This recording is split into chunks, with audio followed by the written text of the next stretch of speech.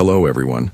Before we start, make sure to like and subscribe to the channel and leave a comment with where you're from and what time you're watching. That way, YouTube will keep showing you stories just like this one. Now, let's begin.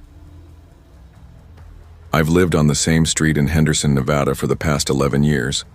It's one of those places where nothing really happens.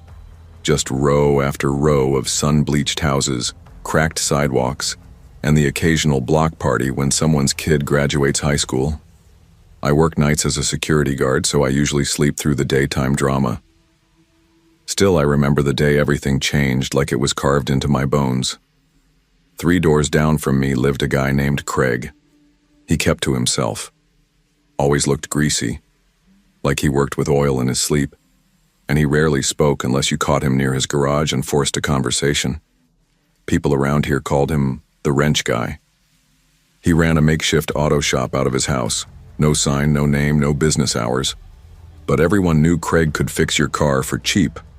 I took my old Honda Civic to him once when it was leaking something nasty, and he patched it up without asking for a dime. Just waved me off with an absent grunt. He had this hollow look in his eyes, like sleep was something other people got, and he'd say weird things under his breath while he worked. Things like, "The world's too noisy." He lived alone. His wife had left him years ago. I only knew that because Tammy, my neighbor across the street, has a way of dropping other people's private tragedies into conversation, like she's giving you a weather report. Apparently, the wife just vanished one morning. No moving truck, no tearful goodbyes. She was just gone. Tammy said, "Divorce wasn't pretty. She left him cold, just up and disappeared." Some folks joked, half laughing, half not, that Craig had locked her in the basement or buried her under the garage. But no one ever said it like they really wanted an answer. About 3 months before things got weird, the HOA finally clamped down on Craig's operation. They'd been gunning for him for years, but someone, I'm guessing the guy with the new Tesla, filed a formal complaint about the fumes and the noise. One morning, there was a laminated letter duct-taped to Craig's rusted chain-link fence. Immediate cease of operation. In bold red letters. I passed by the next day and saw him sitting in a lawn chair in his driveway, just staring at the closed garage door, not moving, not even blinking. He looked like a man watching his house burn from the inside out. That was the last time I saw him in daylight. After that, the garage door stayed shut. No more engine revs, no more scattered parts in the yard. Just silence, and not the peaceful kind. It was the kind of silence that felt wrong, like something was being held in. A few weeks passed. People moved on. Craig had always been background noise in our little suburban life. But then, one morning, right before my shift, I stepped outside and stopped cold. There was a smell in the air, not smoke, not gas. Something harsher. It hit the back of your throat like burning plastic mixed with nail polish remover. Chemical, artificial, wrong. I wasn't the only one who noticed. Neighbors were standing in their yards sniffing the air, exchanging uneasy glances. That's when I heard it, the sound. It was faint. You had to really focus to hear it. A low, steady humming, like a refrigerator running, but heavier, almost rhythmic, like it had a pulse. It was coming from Craig's house. Tammy was already on her phone. That's when I knew it wasn't nothing. Tammy only calls for 2 reasons: neighborhood gossip or emergencies. By the time I left for work around 7 p.m., 2 fire trucks and a police SUV had parked in front of Craig's place. I slowed my car near the end of the block to watch. They hadn't gone inside yet. There was yellow caution tape going up, and one of the firefighters had a hazmat mask hanging from his neck. That was my first real clue that this wasn't a wiring issue or a kitchen fire. That humming. It was louder now. Heavy. It wasn't just a sound anymore, it had weight, like it was pressing into your chest. I remember putting my hand to the steering wheel and feeling it vibrate under my fingers. A few neighbors had their phones out, filming from a distance, but no one got close. Nobody wanted to. I drove off, not knowing that would be the last time anyone ever saw Craig. At work, I couldn't concentrate. I kept refreshing the local news on my phone, hoping for some update, but there was nothing. Just a short blurb. Possible chemical hazard under investigation in Henderson residential area. That was it. Around midnight, I finally got a text from Tammy. Just one sentence. They broke down the garage door. No details, no follow-up. Just that. I texted Tammy back asking what they'd found, but she didn't reply, not until the next morning. When I got home, the entire street was locked down. Fire department vans, unmarked black trucks, even a bomb squad vehicle blocking both ends of the block. I had to park 3 streets over and walk the rest of the way. My heart was hammering. Something was seriously wrong. Later that day, everything came out. Apparently, Craig had been building some kind of detonation system inside his house. Not just a homemade explosive in a basement kind of thing. This was complex, connected to multiple gas lines running up and down the entire street. It wasn't just dangerous, it was devastating. They said if it had gone off the way he planned, half the neighborhood would have been obliterated. But it didn't. The ignition system failed. Some jerry-rigged timing mechanism jammed at the last second. Dumb luck or divine intervention? Take your pick. That afternoon, I stood on my porch with a few other neighbors, all of us in stunned silence, watching as a man in a black jacket wheeled out what looked like a half-melted machine on a gurney. Wires everywhere, scorched metal. The thing looked like it had been part of a movie set. I stepped forward and asked one of the officers quietly, "Did you find Craig?" The guy didn't even look at me, just shook his head and muttered, "We haven't located the homeowner yet." That part still keeps me up sometimes. Craig's car was there. His front door was locked from the inside. No broken windows, no sign of forced entry or exit.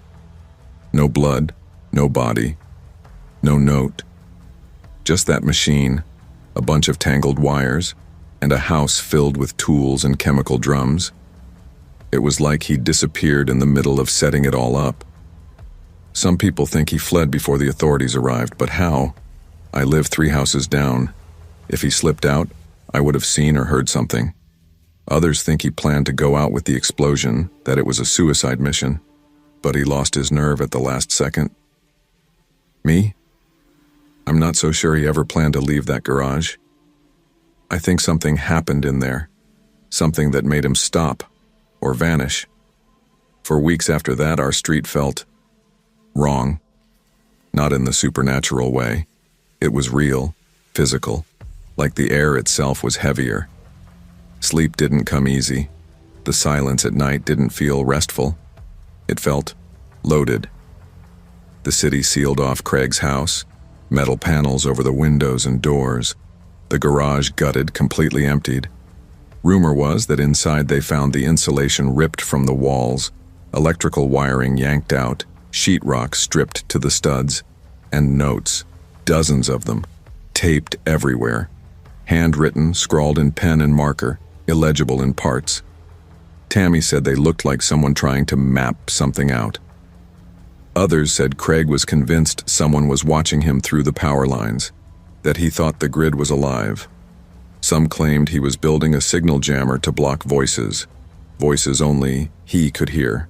It sounded insane, but no one could deny how deliberate everything had been. This wasn't the ramblings of a man falling apart. It was a plan, a blueprint, and it almost worked. 2 weeks later, I was out walking my dog late at night. I don't know why I passed Craig's place. Curiosity, I guess. Maybe I wanted to prove to myself that nothing was left, that it was just a house again. The metal panels were still up. The streetlight in front flickered, casting long, jerky shadows across the pavement. Then my dog froze, ears up, hackles raised, low growl rumbling in her throat. That's when I heard it, that sound, that same low humming vibration from before. Fainter this time, but still there. So quiet you'd think it was your imagination, unless you'd heard it before. And I had. I stood there, not moving, barely breathing. It was lower than before, deeper. Like it wasn't coming from the house anymore, but beneath it. like it had sunk into the foundation, into the earth. I tugged the leash hard and walked away fast. My skin crawled the entire way home. I didn't sleep that night. Eventually, the city brought in engineers to clear the place out entirely. The official explanation was residual electrical interference from old equipment, a plausible enough story. But no one explained why Craig was never found. No surveillance footage of him leaving. His bank account untouched. No phone activity, no credit card usage, no fingerprints anywhere unusual. Just gone, like he dissolved into the concrete. Some families moved out not long after. The rest of us just stopped talking about it. Like if we ignored it long enough, the street would go back to normal. Like silence could smother the unease. But not for me. I still think about it. Every night when I drive past that house. The lawn's overgrown now. The panels are still up.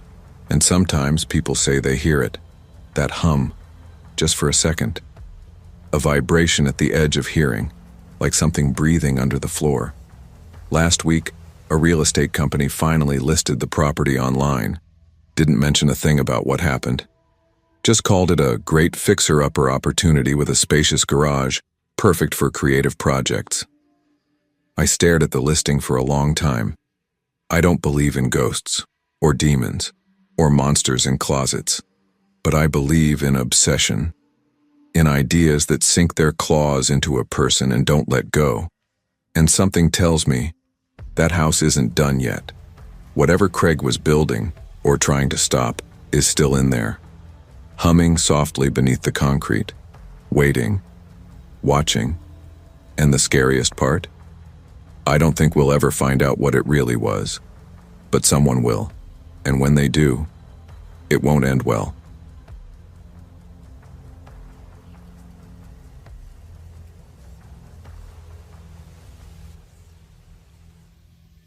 I moved into that condo last fall, a 2-bedroom just outside Phoenix.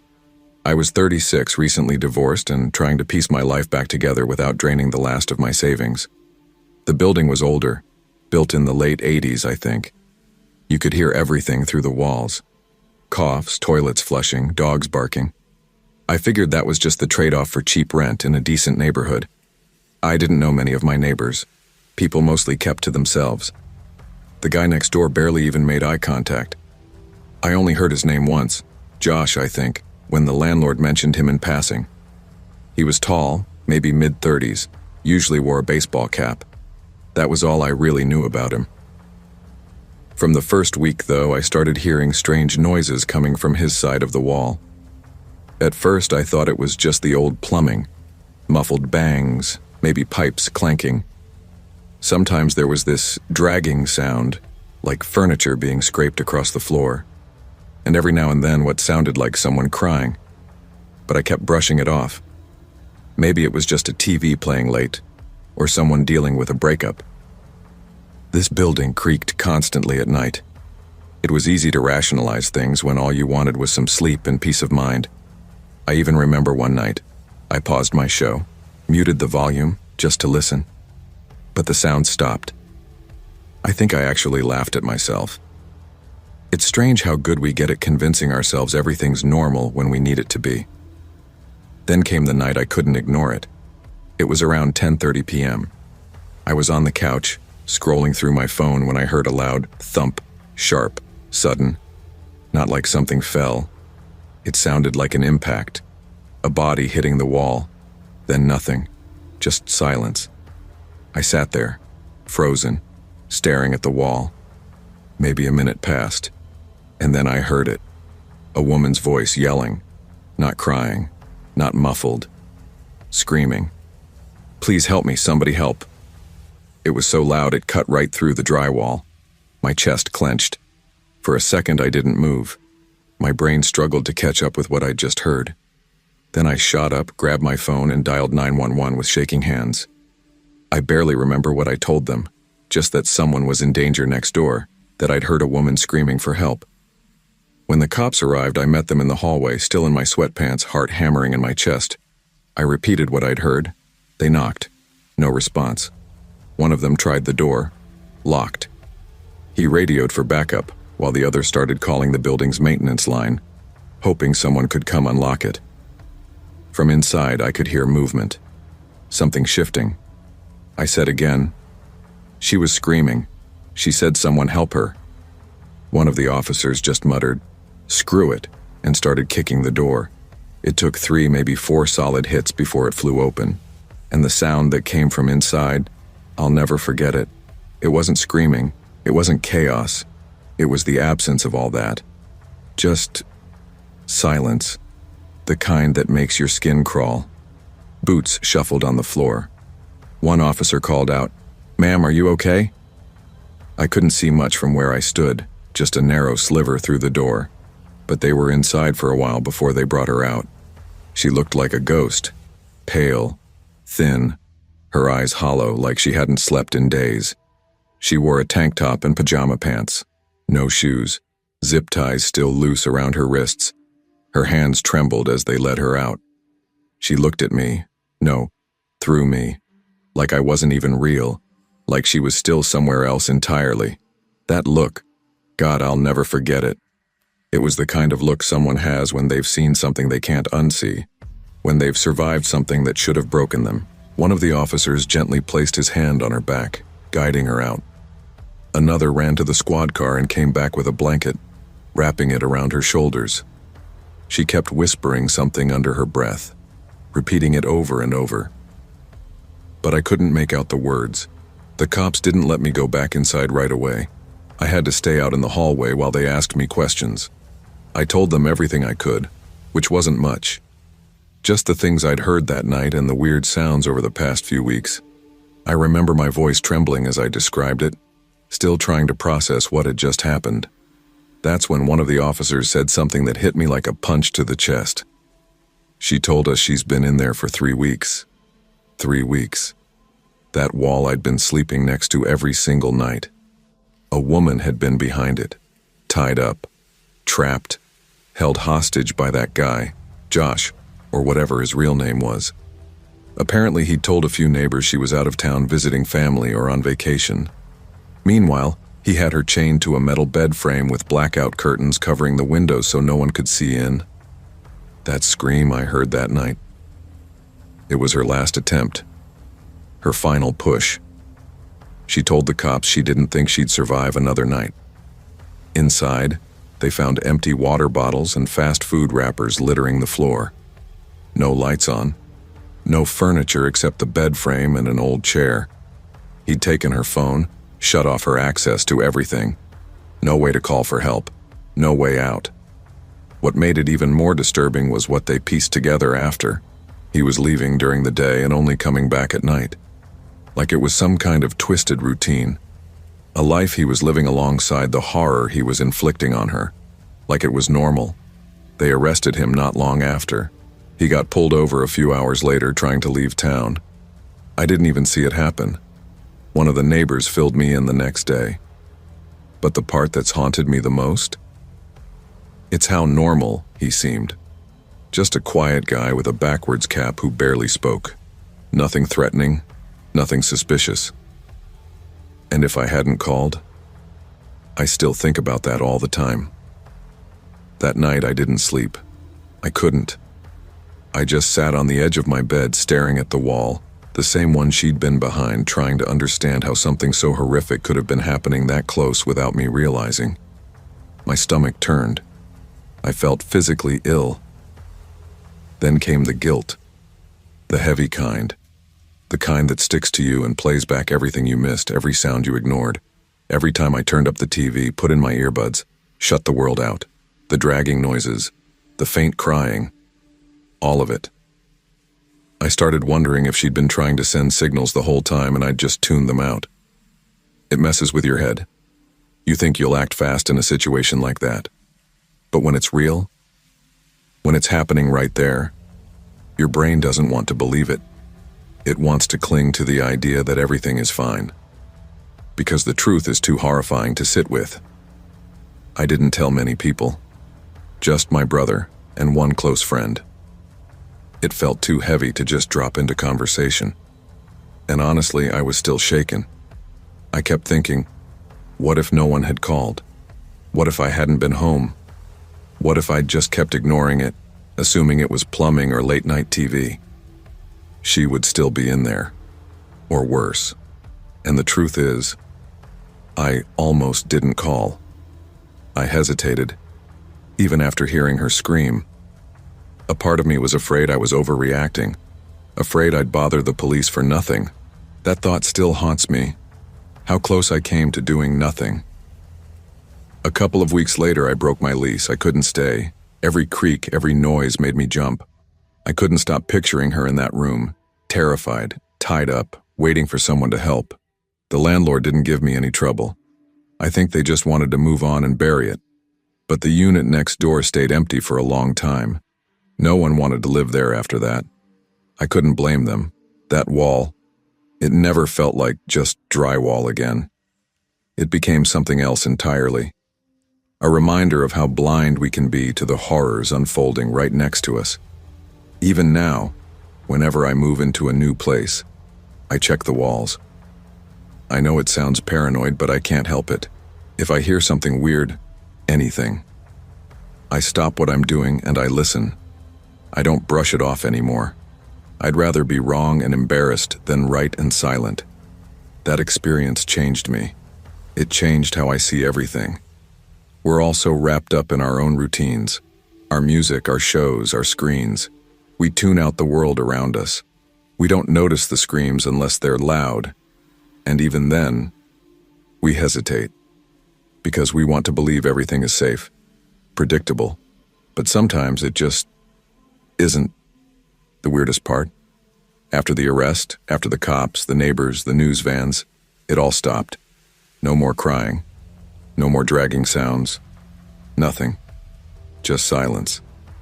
And that silence, it still creeps me out more than anything else, because it reminds me of how easily something awful can hide in plain sight, and how little we really know about the people living just one wall away.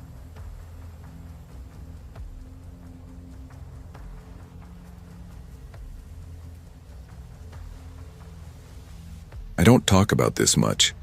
Honestly, whenever I've tried, people either brush it off or get visibly uncomfortable and steer the conversation elsewhere. But this memory, it's been wedged in my brain for years, like a splinter I can't dig out. Maybe writing it down will help me finally put it to rest. I was 17 at the time, still living with my parents in a quiet suburb just outside Harrisburg, Pennsylvania. One of those places where neighbors wave politely but don't actually talk to each other, where every lawn looks the same and nothing ever really happens. That summer was brutally hot and achingly slow, the kind of heat that makes the air feel thick, where you break a sweat just standing in the shade. The only remotely interesting thing going on was this new girl, Sarah. She'd just moved in across the street with her parents, 15, full of this bright, chatty energy that felt totally out of place in our sleepy neighborhood. She always wore oversized t-shirts, scuffed Vans, and had this big, effortless smile that made you like her whether you wanted to or not. We weren't exactly friends, but we'd exchange casual hellos now and then. Sometimes she'd wave while I was mowing the lawn or call out a quick "hey" if we crossed paths while I walked the dog. Just neighborhood stuff. Then there was Mr. Delaney. He lived at the end of our block in this weather-stained rancher with a sagging porch. I never knew his first name, nobody did. He must have been in his late 60s, maybe older, and looked like someone who'd just stopped trying. Same gray windbreaker every single day, even in the dead heat of July. His hair was wiry and overgrown like he hadn't been to a barber in years. He didn't seem dangerous, just off. Slow, maybe. He'd shuffle along the sidewalk with his eyes locked on the pavement, shoulders slumped like he was carrying some invisible weight. If you greeted him, he'd freeze for half a second, like the words had to fight their way through some fog in his head. Then he'd offer this small, twitchy smile and nod before continuing on. Sarah, though, she talked to him. A lot. More than anyone else, really. I'd see them from my window or during dog walks, her sitting on his porch rail, him in his usual chair, the two of them deep in conversation. It never looked creepy. She didn't seem afraid of him. If anything, it looked like she felt sorry for him. Then one day, she vanished. Just like that. No warnings, no screams, no broken windows or tire marks in the street. Gone. I remember that Monday like it was scorched into my skin. The humidity was unbearable, like the air was pressing down on you. At dinner, my mom mentioned she hadn't seen Sarah outside in a few days. It struck me as odd, but not alarming. Not yet. By Tuesday morning, there were 2 cop cars parked outside her house. I looked through my blinds and saw her parents on the lawn. Her mom was pacing in circles. Her dad just sat on the steps with his face in his hands. One of the officers was going door to door asking if anyone had seen Sarah after Saturday night. I hadn't. But something about the whole situation made my stomach knot. The way the air felt still and electric, like a thunderstorm was coming even though the sky was clear. Then came the whispers. Some neighbors said she must have run away. Others were convinced she'd gotten into a stranger's car. The theories spread fast, but nothing concrete. Not until about a week later, when Joanne, who lived 2 houses down from Mr. Delaney, told the police something that changed everything. She said she'd seen Sarah walk into Delaney's house around dusk that Saturday. Said she didn't think anything of it at the time because she'd seen them chatting before. But the disturbing part? No one saw her leave. Not that night. Not ever. Another neighbor came forward with the same thing. They saw her go in but never out. That's when everything shifted. It was like someone flipped a switch. More cops arrived. Crime scene tape went up around Delaney's property. The whole block fell into this eerie, watchful silence. People stood behind their curtains, whispering and watching. But Delaney, he didn't react. He just sat in that faded plastic lawn chair on his porch, rocking gently, his hands folded neatly in his lap. Like the swarm of investigators digging through his yard wasn't even real. Like none of it concerned him.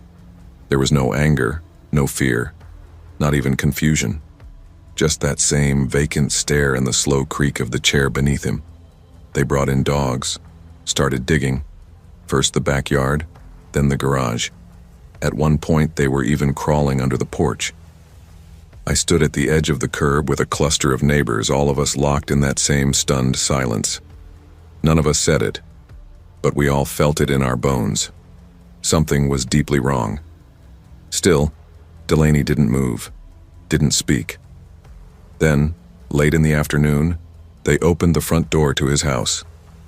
I remember that sound with perfect clarity, this long, high-pitched creak, like the wood itself was trying to warn them not to enter. It made this groaning noise, like a door that hadn't been opened in years, not just creaky but reluctant, like the house itself didn't want to let anyone in. I couldn't see much from where I stood across the street, but I remember this sudden cold in my stomach. My whole body tensed up, like it already knew something was terribly wrong. Nobody had said anything yet, but it was like my instincts were screaming. They stayed inside for hours. No shouting, no slamming of doors or hurried footsteps, just quiet movements, muffled voices over radios and the occasional shadow passing behind the curtains. Then an unmarked white van pulled up. That's when everything shifted. One of the officers came out pale as a sheet, talking quickly into his phone. Within minutes, more vehicles started arriving. Detectives, forensics, people in full suits and gloves, the kind you only see on TV when something really bad has happened. The cops pushed the neighbors back down the block, told us it was for our own safety. I tried to stay close, to pick up on anything, but eventually an officer came over and told me I needed to go home. "We'll release information soon," he said, but his face told a different story. Something grim he wasn't allowed to say out loud. That night, lights stayed on inside Delaney's house until well past midnight. Figures in white moved in and out carrying boxes and sealed containers, their expressions unreadable. But the most unsettling part? They didn't bring Delaney out. Not for hours. When they finally did, it was almost sunrise. The next morning it hit the news. Local channels ran it as "Missing teen linked to local man's home." Somehow the media already had pieces of the story. They reported that police had found a concealed room in Delaney's basement. Not just hidden, Sealed. Sealed from the inside. That detail messed me up more than anything. How does a room get sealed from the inside? Who sealed it? Why? And what was in there? The article didn't offer answers. The police refused to confirm much, only saying the investigation was ongoing. But sources claimed they'd found personal belongings. Sarah's backpack, some of her clothes, maybe even her phone. But not Sarah. She was still missing.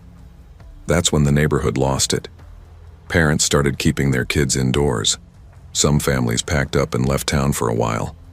Delaney was taken into custody, but the last anyone saw of him, he looked vacant. Not confused, not scared, just hollow. Like he had no idea what any of it meant. Or maybe like he didn't care. They never charged him with murder. Only unlawful detainment. That's all they could prove. And while rumors started flying around, like wildfire, nothing official ever came out. People whispered about what they might have found. Chains bolted to the floor, a stained mattress, a bare light bulb hanging from the ceiling. Some even said there were deep scratch marks on the inside of the walls, like someone had been trying to claw their way out. I don't know what's true and what's neighborhood horror lore, but what I do know is this. Sarah was never found. And after a few weeks, the questions started piling up faster than the answers. If that room was sealed from the inside, how did her things get in there? Why didn't anyone hear anything? No screams, no banging, nothing. Just silence. The city eventually boarded up the house and it sat empty after that. But people claimed to see things, lights flickering in the windows when no one was inside. One night someone said they heard crying. A girl's voice, soft and far away. I don't know if I believe that, but after everything that happened, I can't say it's impossible either. I only walked by that house once after it all. I didn't mean to. It was months later and I'd taken a different route home without thinking. I didn't realize where I was until I looked up and saw it. The boards were still up, but something new caught my eye. Deep scratches along the wooden frame of the basement window. Long, frantic-looking gouges, like someone had clawed at it from the inside. My whole chest tightened. My brain couldn't even fully process what I was seeing. I just stood there, frozen, staring at those marks until a passing car jolted me out of it. I turned around and walked home as fast as I could. That was the last time I ever went near that end of the block. Years have passed. I moved away, left that town behind. But I still think about Sarah, about how someone like her, so vibrant, always smiling, could just disappear. No trace, no explanation, and the worst part? It happened in a house we all walked past every single day. Delaney ended up in some kind of facility. They said he wasn't mentally competent to stand trial. Last I heard, he died in his sleep. Never gave a confession. Never said a word about the room. Just gone. Like he took all the answers with him. And that's the part that haunts me. It didn't build slowly. It didn't escalate over time. 1 minute she was there, waving from across the street. And the next, she was gone. Like the universe hiccuped. Like reality glitched and erased her. No warning, no closure. Sometimes I lie awake wondering if she's still out there somewhere. Other times I imagine her in that room, alone, terrified, waiting for someone to open the door. But the thought I can't ever seem to shake is that feeling I had standing on the sidewalk that day, watching the cops go in, like something evil had been there all along, right under our noses, and we never saw it.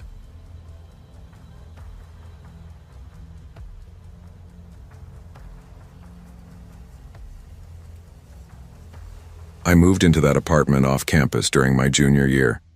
It was one of those cheap rentals students grab because it's close to campus, and the landlord doesn't ask questions. He didn't care how many of us lived there, as long as the rent came in on time.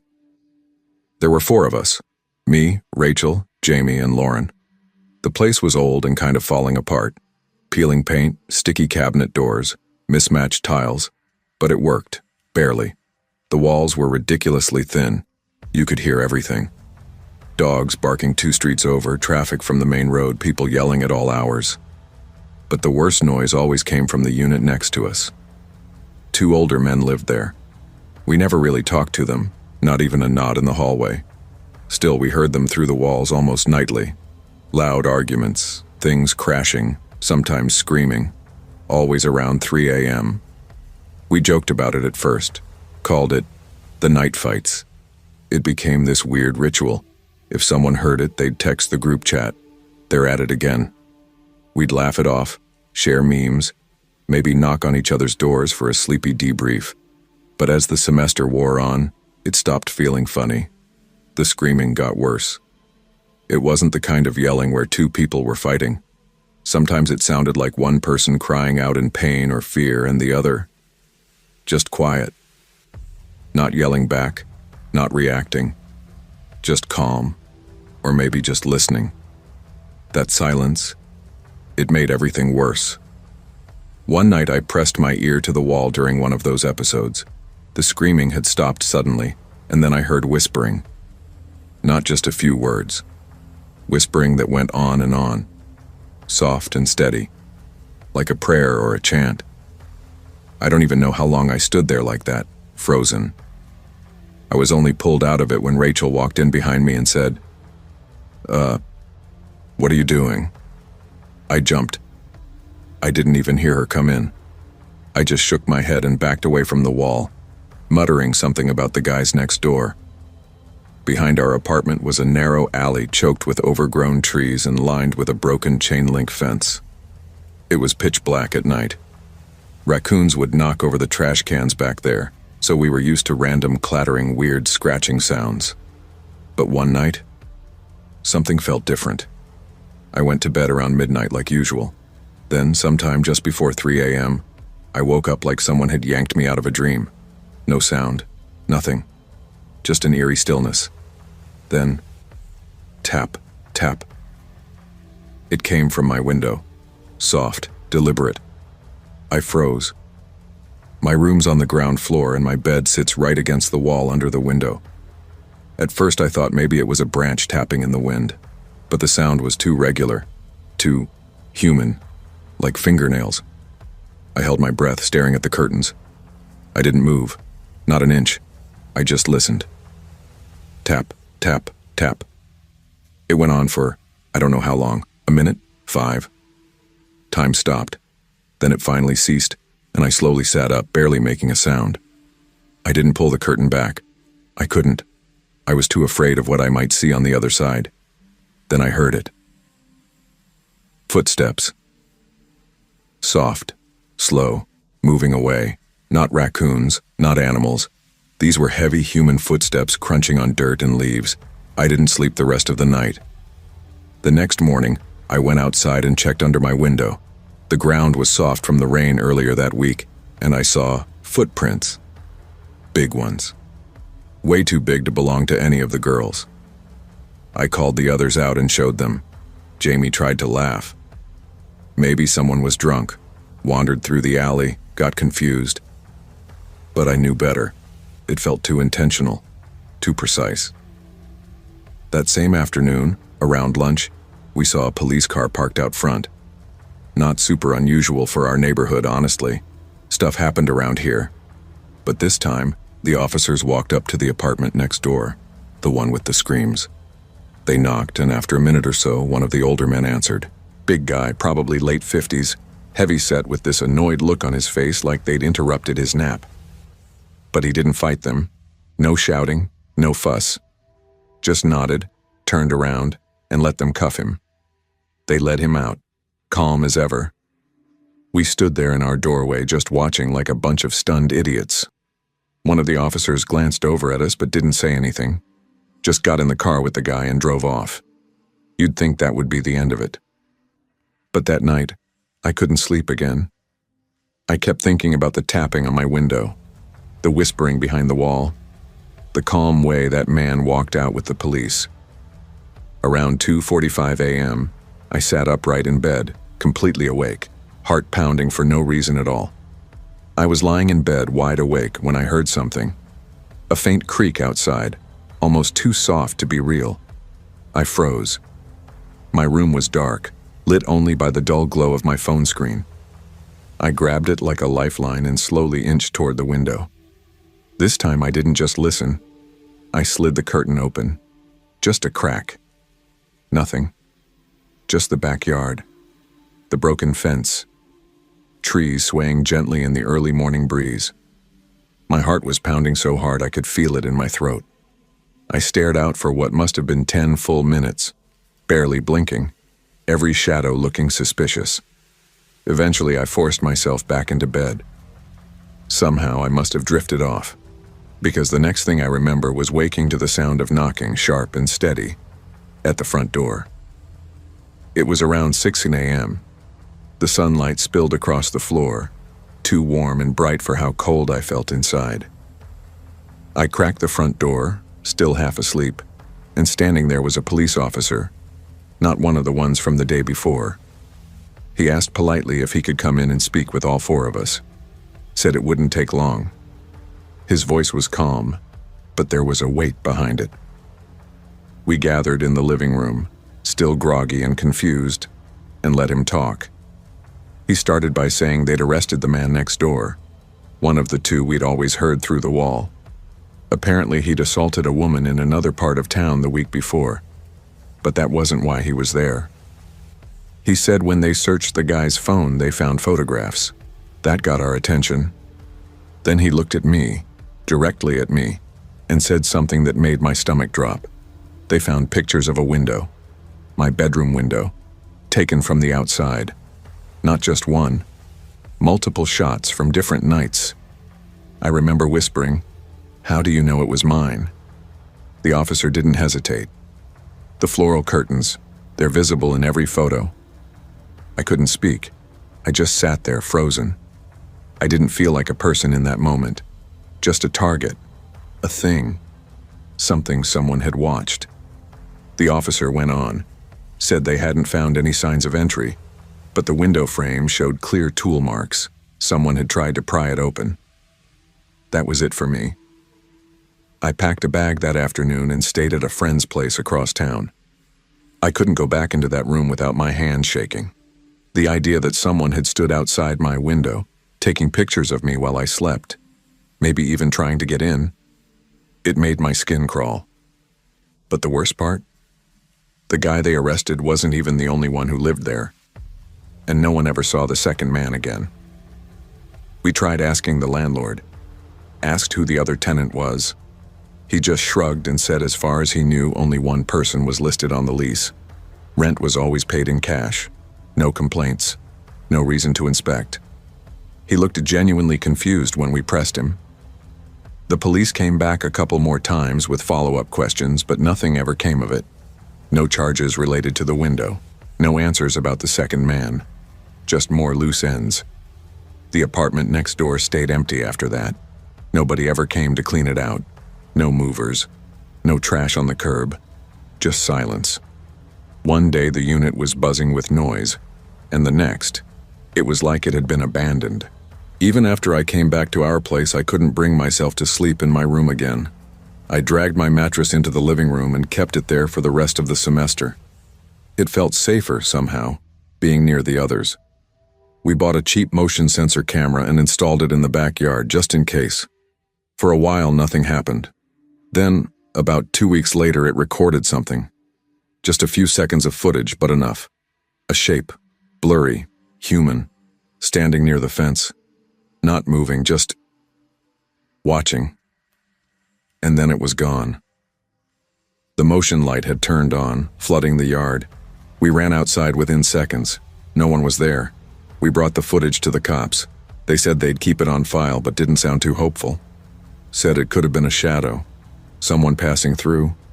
Maybe nothing at all. But I knew better. After that, I stopped opening the blinds, even during the day.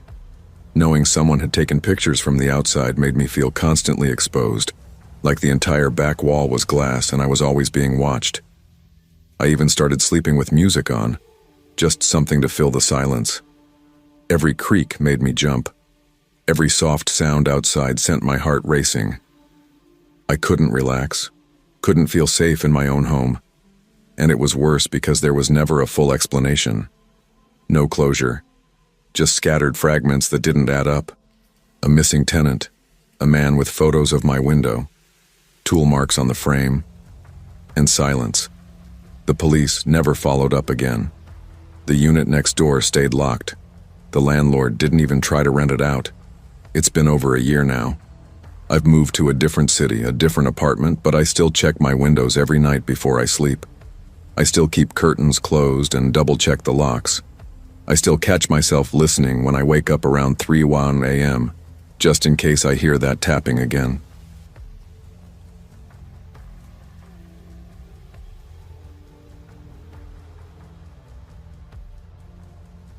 It happened last spring, toward the end of March.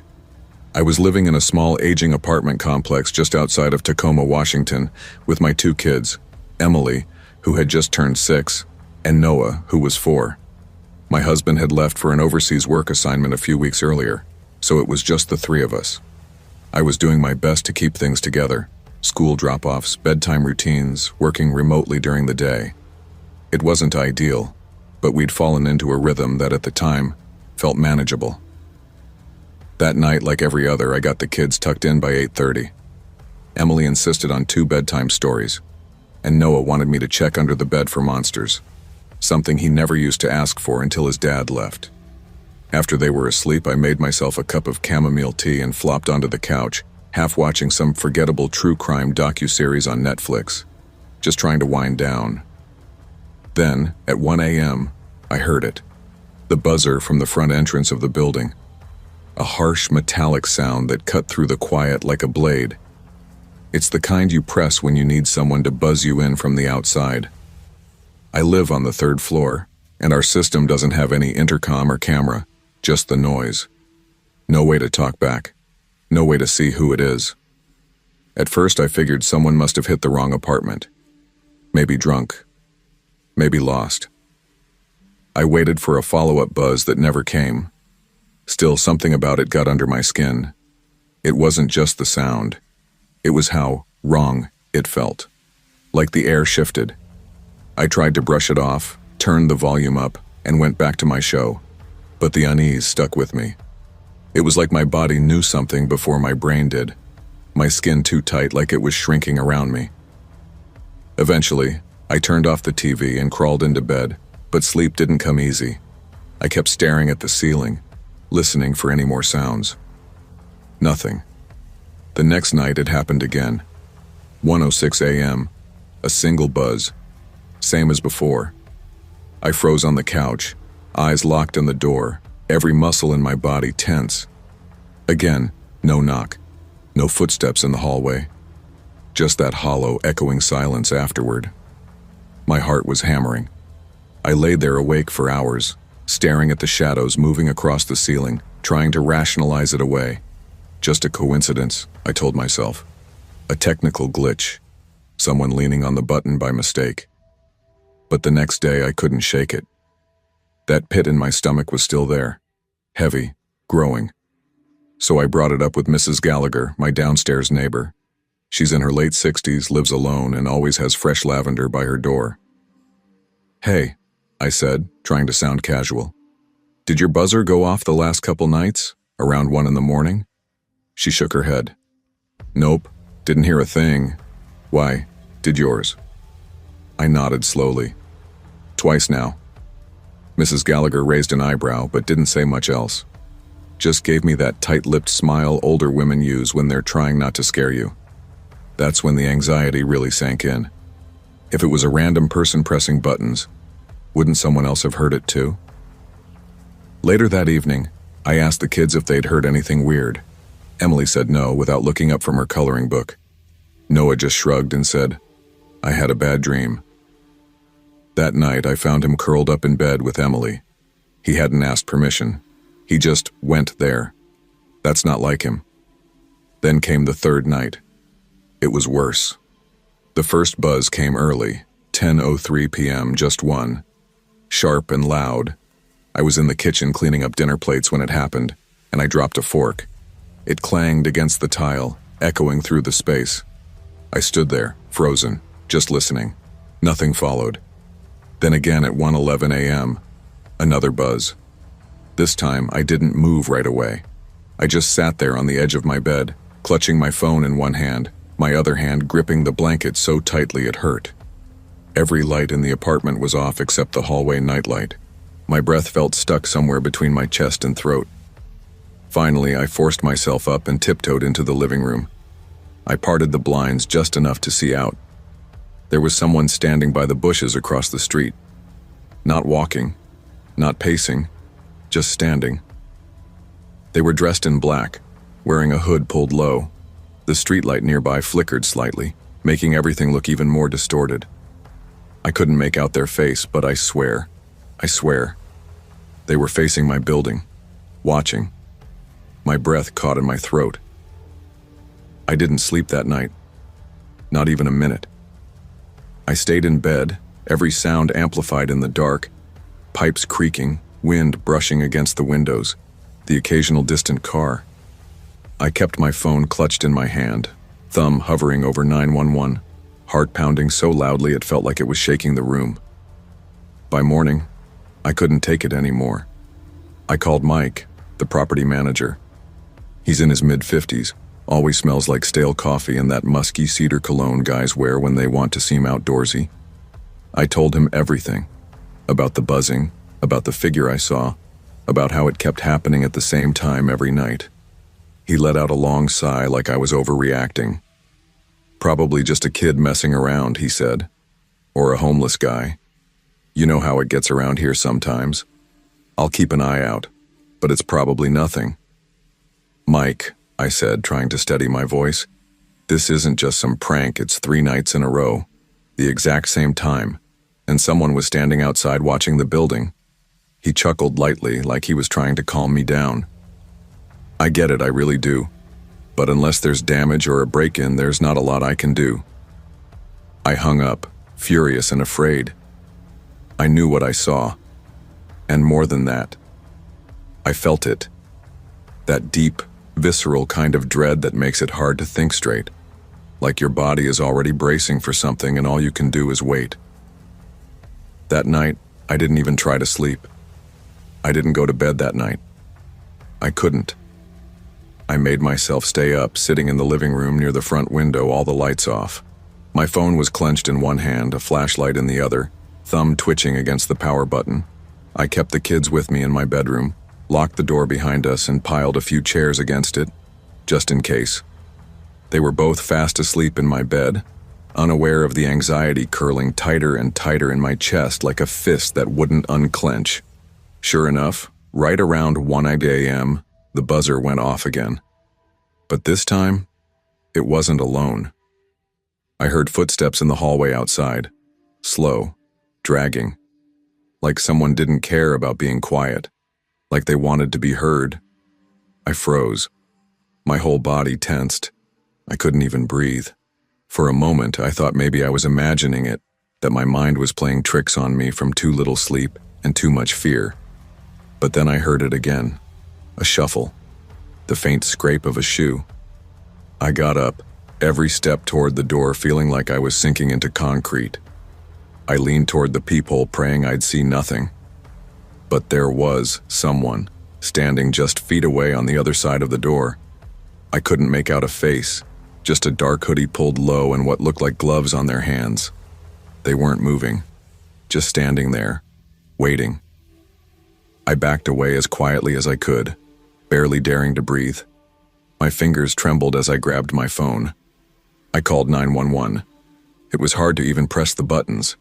My hands were shaking so badly I nearly dropped it. When the dispatcher picked up, I whispered into the phone, trying to keep my voice steady. "There's someone outside my apartment," I said.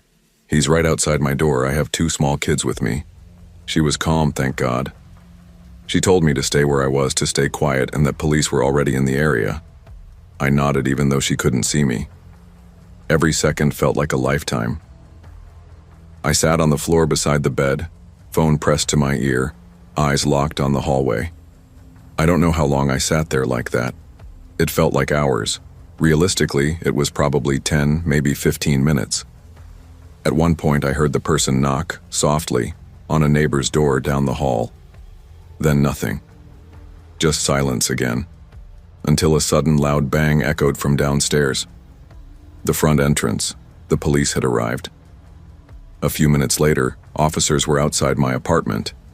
When I opened the door, my knees nearly gave out from the relief. But the hallway was empty. Whoever had been there was gone. Still, they found something. Pry marks on the window in Noah's room. My stomach dropped. I hadn't even gone in there that night. Both kids had slept with me. If they hadn't.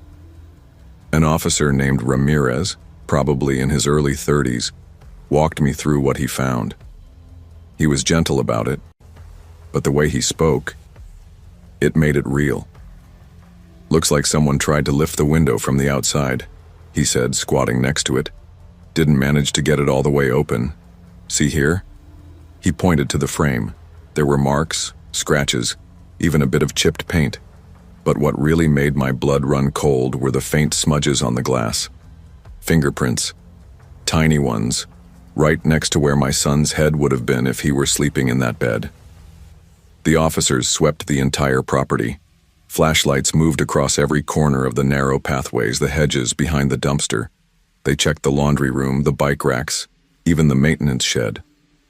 Around 3:00 a.m., another knock. This time it was Ramirez again, his face pale, his voice more serious than before. "We found something," he said. He led me downstairs to the basement storage room, the one that's supposed to be locked, the one no tenant uses because it smells like mildew and burnt wiring. Someone had been living down there. They found an old sleeping bag spread out in the corner, a half-empty backpack, crushed snack wrappers, an empty water bottle, and worst of all, what was inside a black drawstring bag tucked behind a stack of boxes. Inside were gloves, wire cutters, a roll of duct tape, a flashlight, and a small, unmarked spray bottle filled with a clear liquid, and a notebook. Small, beat up. The pages were filled with scribbles, apartment numbers, notes on which units responded to buzzers, and then I saw it. My name, my full name, written 3 times. Turns out someone had been living in that basement for at least a week, maybe longer. He'd found a way in through the garage, which Mike later admitted hadn't locked properly in months. He was using the buzzers to study people, to figure out who was awake, who looked through their blinds, who turned on their lights. The single buzz was a test. The second was confirmation. They think that's how he chose his targets. I didn't sleep for 3 days after that. I sat up on the couch with the kitchen knife beside me, every light in the apartment on. Every noise, pipes creaking, neighbors walking above me, the fridge kicking on, felt like an intrusion. I barely ate. I barely breathed. 2 nights later, they found him, hiding behind a dumpster, just 2 buildings over. He was wearing the same black hoodie. His name was Brett Hammond. He had a record, petty theft, trespassing, and an old restraining order from a woman in Oregon. I didn't go to the court hearing. I couldn't bring myself to even think about being in the same room as him. All I knew was that he'd been watching us, watching me, and if I hadn't kept the kids in my room that night, I don't let myself finish that thought. We moved 2 weeks later. New apartment, new locks, new everything. Now I triple-check the windows every night. I keep the buzzer volume turned all the way down. I can't stand the sound of it, it turns my stomach. I never told the kids the full story. Just said someone was sneaking around and the police handled it. But sometimes, late at night, when the world is quiet and that old creeping anxiety starts to set in again, I think about those tiny fingerprints on the glass. And I wonder how many times he stood there, just watching us.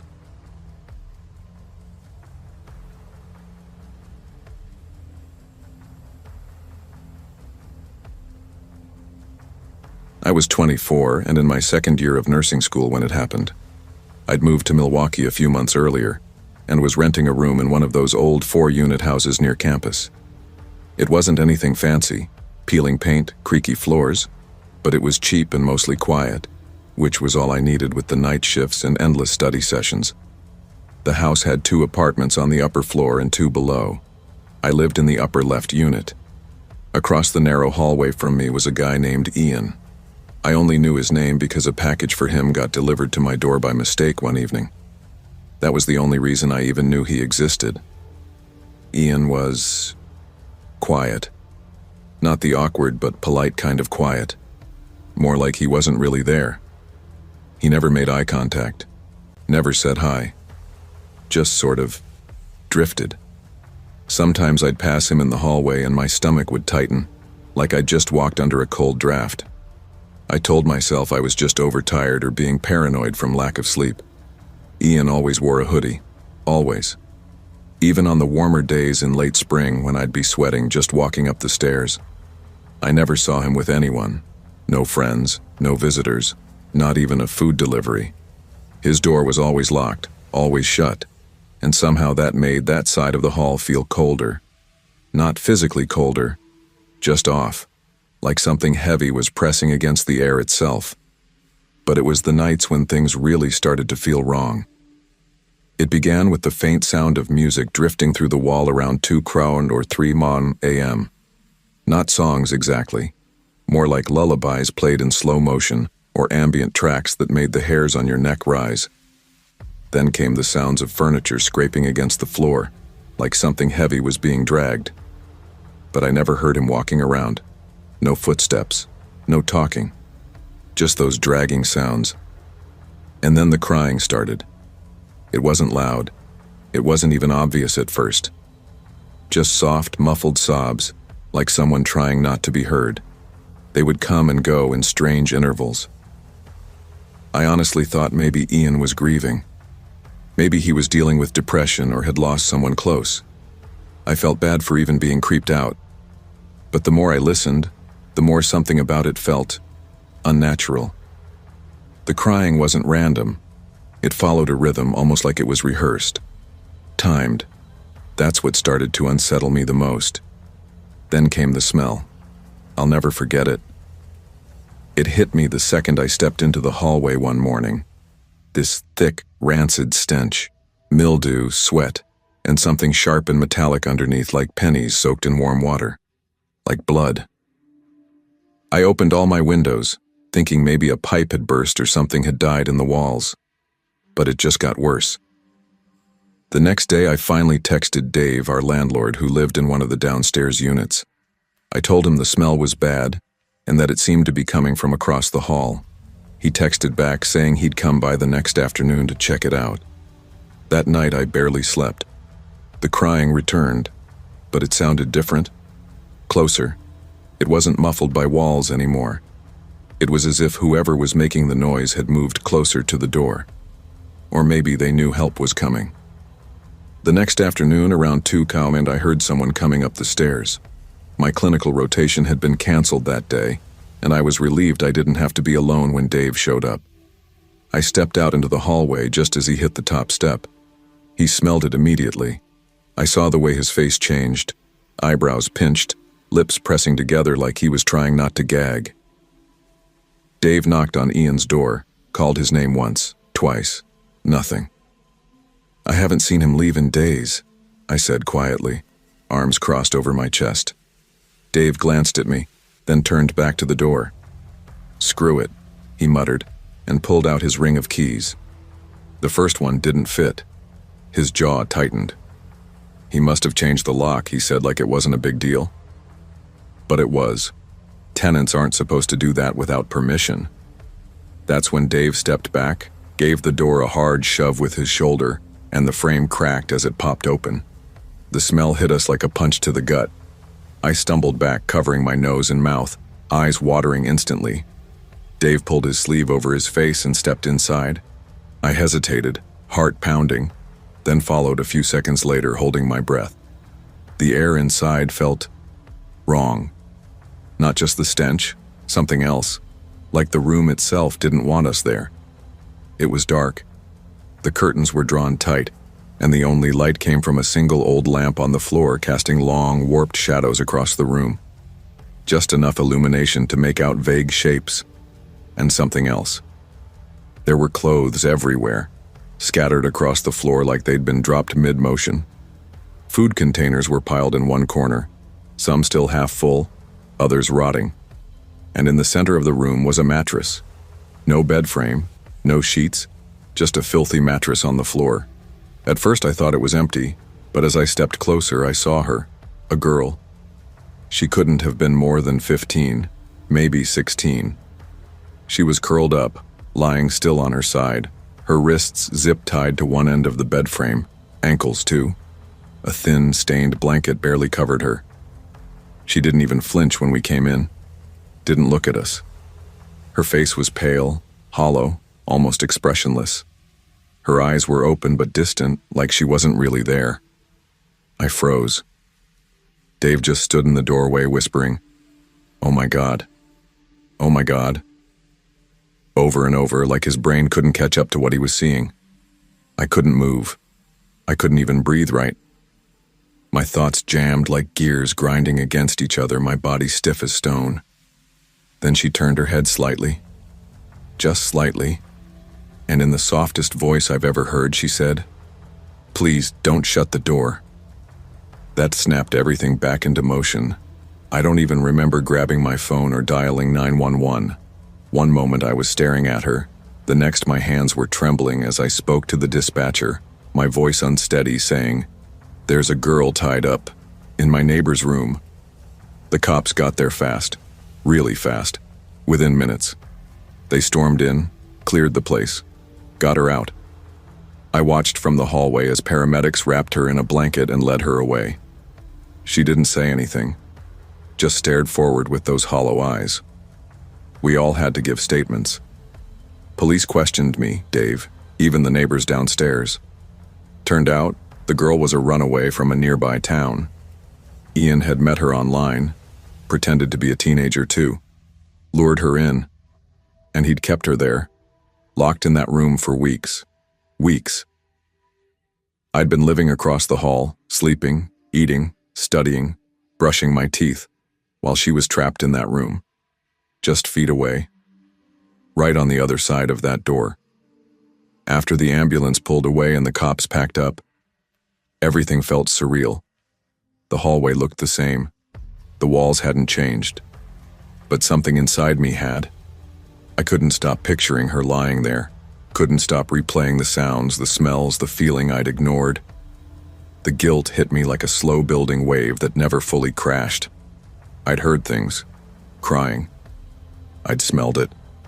I knew something was wrong, and I did nothing, not until it got unbearable.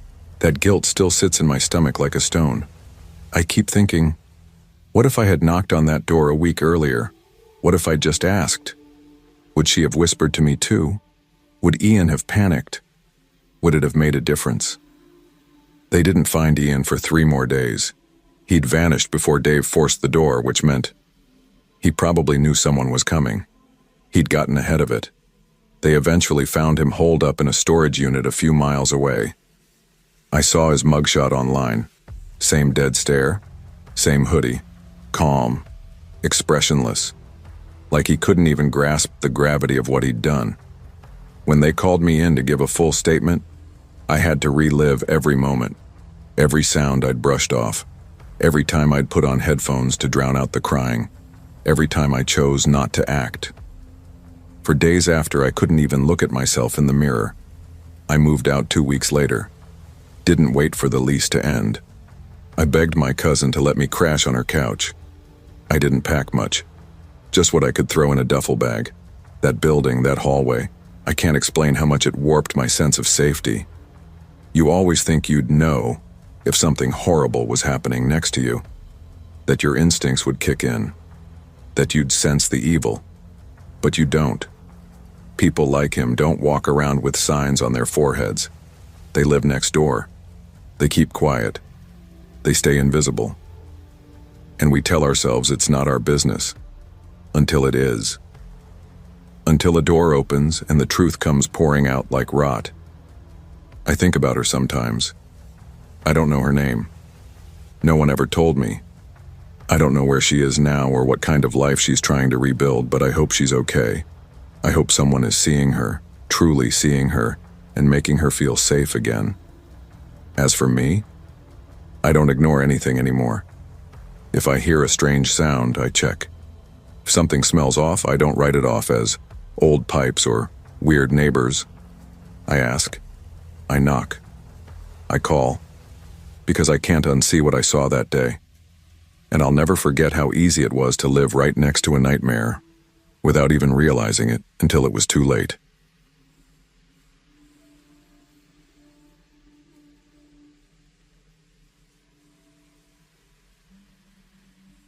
I'm not usually the type to post personal stuff online, definitely not something like this. But what happened to me last year still keeps me up some nights. And I don't know, maybe putting it into words, even anonymously, might help. My name's Chris. I'm 41. After my divorce, I moved into a modest little duplex on the north side of Jacksonville. Quiet neighborhood, mostly older folks. The kind of place where people give you a wave from their porches but don't ask questions. That suited me fine. I wasn't looking to make friends, I just wanted to lay low and rebuild. I was renting the left unit. The right side belonged to a man named Gary. He looked like he was pushing 70, always had this beat-up baseball cap on, even when mowing the lawn at sunset. We'd exchanged a few hellos, a nod here and there, but he wasn't much of a talker. Again, fine by me. I was in a keep-to-myself chapter of life. Out back, there was a detached garage. Nothing fancy. Old wooden structure, paint peeling, 2 creaky doors, and a single floodlight bolted above the entrance. I used it mostly for storage. Tools, some moving boxes, my bike, and all the miscellaneous junk you accumulate when a marriage ends. One night in early November, I came home after grabbing a burger from this 24-hour spot. It was around 10:30 p.m. I parked, stepped out, and saw the garage light was on. That caught me off guard. I knew. I'd turned it off before leaving. I double-checked that kind of stuff now. Living alone again made me paranoid in a cautious way. I walked around the side yard, unlocked the door, and peeked in. Everything looked fine. Nothing out of place. No mess, no signs of a break-in. Still, something felt off, like the air was holding its breath. I switched the light off, locked up again, and told myself I probably forgot. I'd been scatterbrained lately. Divorce does that. The next morning, I headed out to the garage to grab a wrench, and the moment I opened the door, my gut twisted. One of the drawers on my tool chest was halfway open. Another one looked like someone had rummaged through it. A small box of screws had spilled across the floor, and my box cutter, it was gone. That was the first thing I knew wasn't my doing. I'm meticulous with tools. I'd never just misplace something like that. I checked the lock again. Still intact, windows unbroken, no signs of forced entry. My mind started racing. Could a kid have snuck in? But how? The place was secure. Then I started second-guessing myself.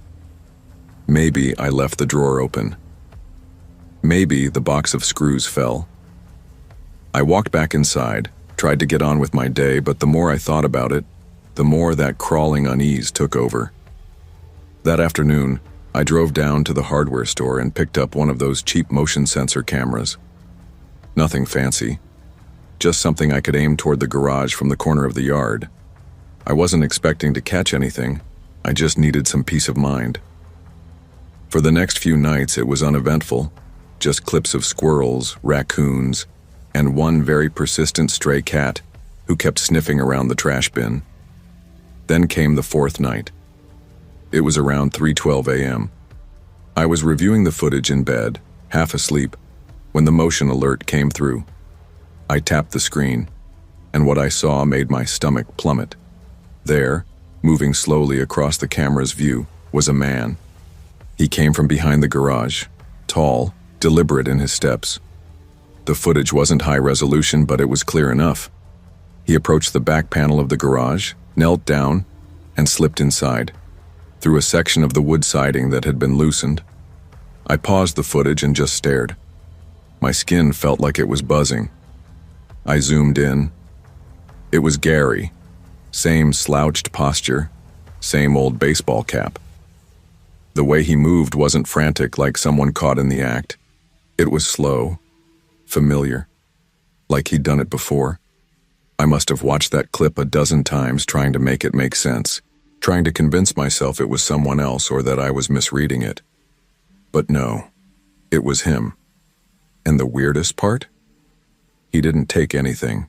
He stayed inside for maybe 5 minutes. Then he came out, the same way he went in, disappeared around the back, slipping through a gap in the fence that separated our yards.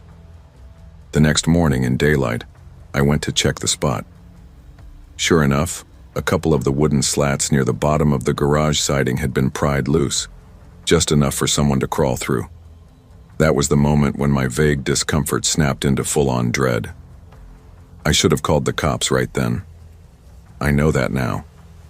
But back then, I hesitated. What if I was wrong? What if he was just some confused old man looking for something he thought was his? Maybe he used to own the place. Maybe he thought it was still his garage. I didn't want to be that neighbor, the new guy stirring up trouble. So instead, I printed a freeze frame from the footage, stapled it to a piece of cardboard, and hid it in my bedroom drawer. And inside the garage, I left a note. Just a piece of paper taped to the tool chest. I know someone's been in here, it's on camera. I figured that would be enough. A warning, something to make him stop. And for a few nights, it did seem to work.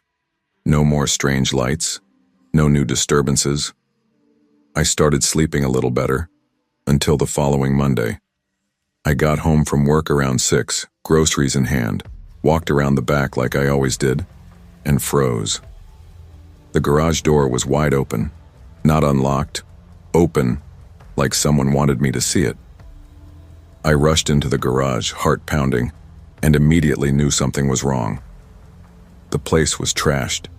Shelves had been knocked over, tools scattered across the concrete like someone had thrown a tantrum or was frantically searching for something.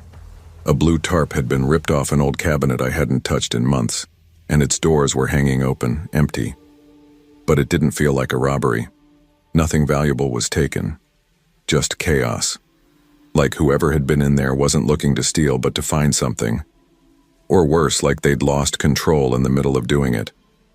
That same heavy, crawling feeling crept back up my spine, the one I'd felt when I watched the footage. But this time there was something new.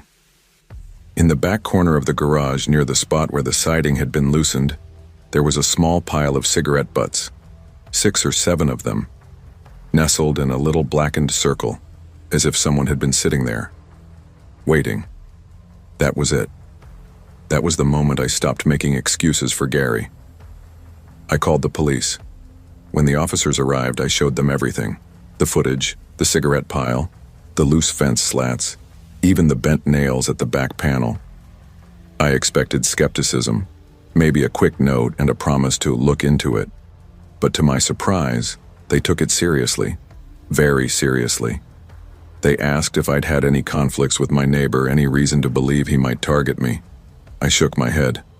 No, nothing. Gary's quiet. I barely hear a sound through the wall. We barely speak. One of the officers looked at me and asked, "Would you be willing to let us set up a sting?" I hesitated. A sting? Just keep things the way they are. Let the camera run. We'll keep eyes on it. If he comes back, we move in. I told them they could do whatever they wanted, as long as I didn't have to stay there during it. That night I packed a bag and crashed at my buddy Trevor's place across town. But sleep didn't come easy. I kept picturing myself walking into that garage on any other night. What if he'd been in there already, hiding behind the cabinet, waiting for me to flip the switch and shut the door? 2 nights later, at 2:40 a.m., the camera caught him again. Same slow approach, same path. He crept along the side of the garage like he was walking a line he'd rehearsed. But this time, he didn't go straight in. He crouched by the corner and just watched the garage door, waiting, studying. After a couple minutes, he moved toward the loosened panel again, started adjusting it like he was fine-tuning his entry point. His hands were methodical, like he'd done this before. That's when the squad car rolled up. No lights, no sirens. Just 2 officers moving fast through the side yard. Gary tried to dart back through the fence, but they grabbed him before he could get far. What they found on him made my blood run cold. A large hunting knife, a bundle of zip ties, and a pair of black gloves shoved into the inside pocket of his coat. They searched the area behind the fence in daylight. Just a few feet from where he was caught, hidden in some weeds, they found a black duffel bag. Inside, a roll of duct tape, a flashlight, and a small bottle of pills. Prescription unknown. That was when it became clear. He hadn't been trying to steal my tools. Later, one of the detectives walked me through their theory. The way he had loosened the garage panel weeks before. The cigarette butts. The fact that he'd come back at different times, like he was studying my schedule. It all pointed to something far worse than petty theft. He was planning to ambush you, the officer said quietly. Probably waiting for the right night, for you to come home late just like you do most days. It wasn't random. And the worst part? I'd been right there, feet away from a man who had been preparing, planning to hurt me. Maybe worse. And I'd ignored the signs, the light turning on, the drawer I didn't remember opening, that lingering sense I sometimes had while crossing the yard like eyes were on me. I brushed all of it off. Gary was charged with attempted burglary and possession of a weapon with intent to harm. They didn't have quite enough for attempted murder, but the DA said they were pushing for the maximum sentence. I never saw him again. After the arrest, his side of the duplex sat empty for a few weeks before someone finally came and boarded it up. I broke my lease not long after that. Didn't even bother packing everything, I just wanted out. Now I live in a condo. Underground parking, keycard entry, multiple cameras. I check every one of them before bed. Twice. I still have that screenshot. The one of Gary crouched in the shadows by the garage, sliding inside like he belonged there. It's in my desk drawer. I don't keep it to scare myself. I keep it to remind me. People ask sometimes why I didn't catch on sooner, why I wasn't more aware. But here's the truth. Horror doesn't always look like a monster or a masked figure in the dark. Sometimes, it's the quiet neighbor with a soft smile, the one who tips his cap while watering his lawn, the one who nods politely when you pass, the one waiting for the moment you stop paying attention.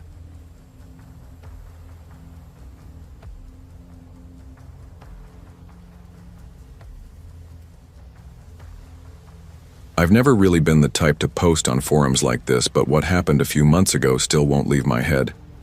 I think I just need to get it out. I live in Salt Lake City, in a gated apartment complex that always felt pretty secure. Keypad entry, cameras, neighbors who mostly keep to themselves. I moved in after my divorce, just trying to start over. Honestly, I liked how quiet it was. Peaceful, low drama. The building has a shared laundry room in the basement. You can only get in with a separate key, and it's not creepy or anything, just kind of dim and stale, the way most old basements are. I usually avoided going down there at night, not because I was scared or anything, just, I don't know.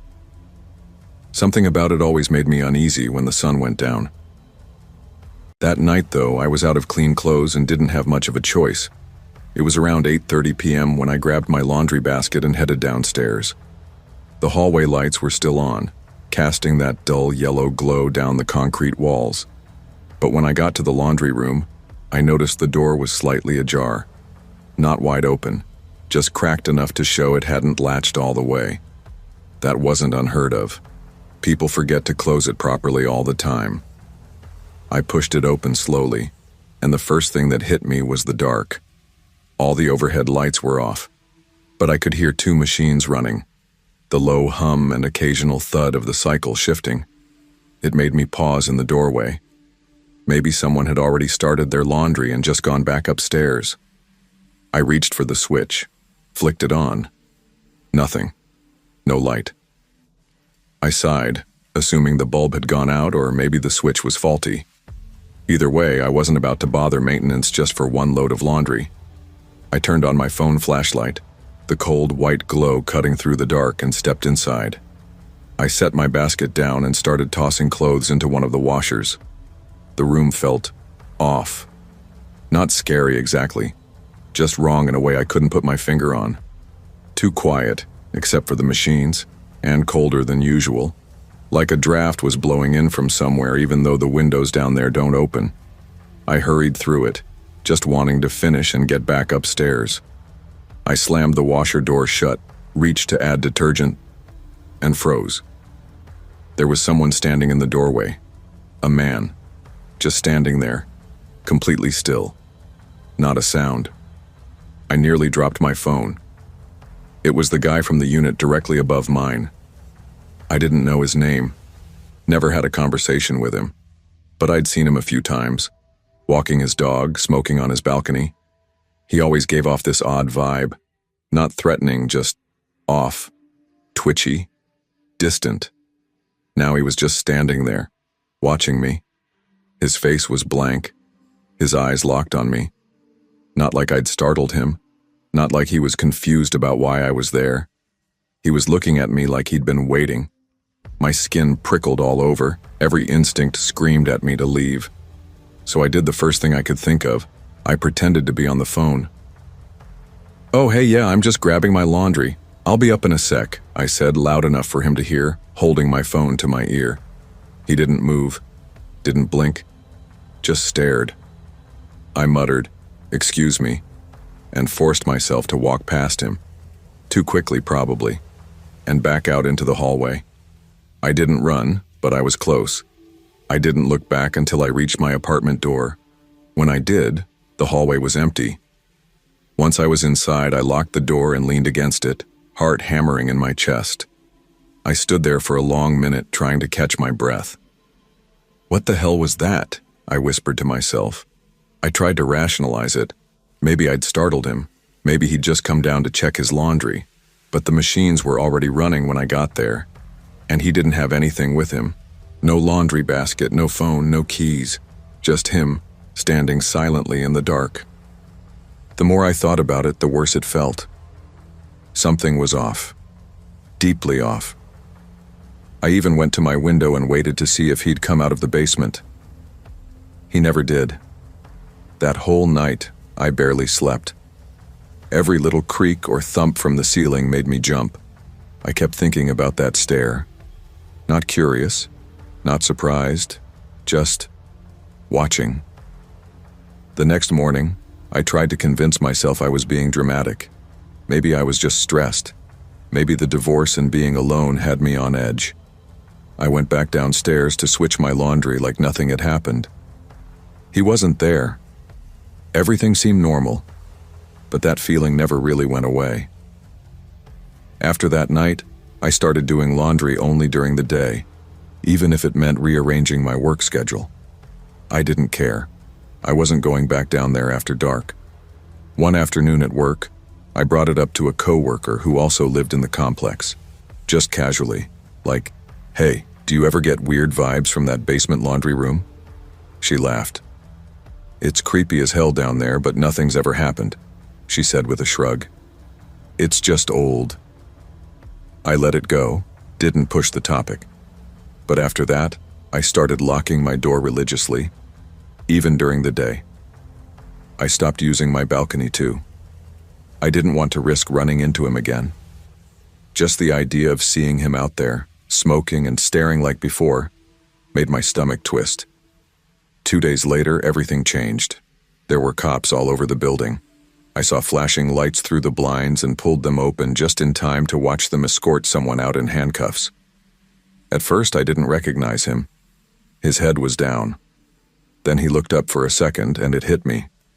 It was him, my upstairs neighbor, the same man who'd been standing silently in the laundry room doorway. I felt sick. I didn't even know what had happened yet, but my gut was already tying itself into knots. Later that day, I went out and overheard a group of tenants talking near the mailboxes. One of them, a woman from the next building over, told me a girl had been attacked that morning, in the laundry room, same one I'd been in. She was okay, shaken but alive.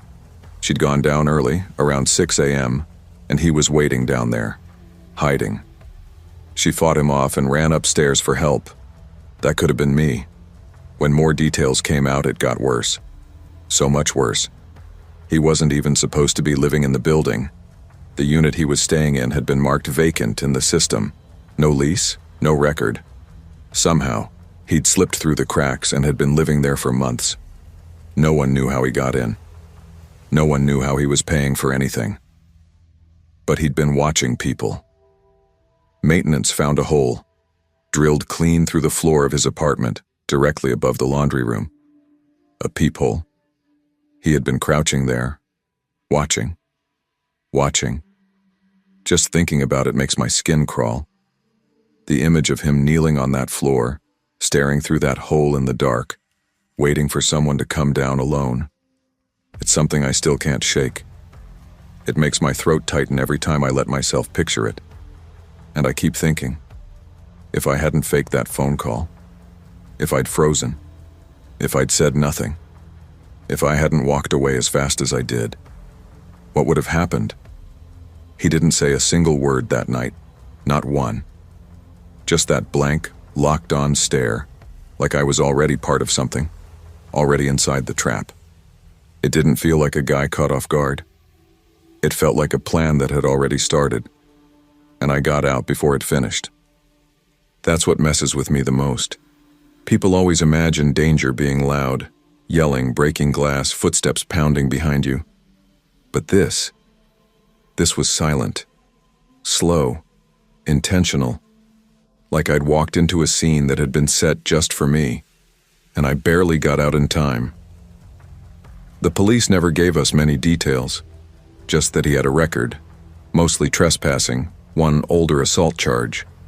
Nothing that screamed serial predator, but enough to make you wonder how many other times he'd gotten close, how many other people he'd watched. After he was arrested, neighbors started sharing stories. Weird things we'd all brushed off. Clothes missing from dryers, lights that didn't work, doors left open. All the little things that seemed like nothing until they weren't.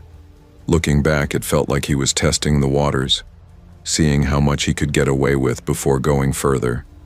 That's what scares me the most. How easy it is to overlook warning signs when they're wrapped in everyday life. When they're quiet. When no one screams. I moved out a month later. I didn't care that he was gone.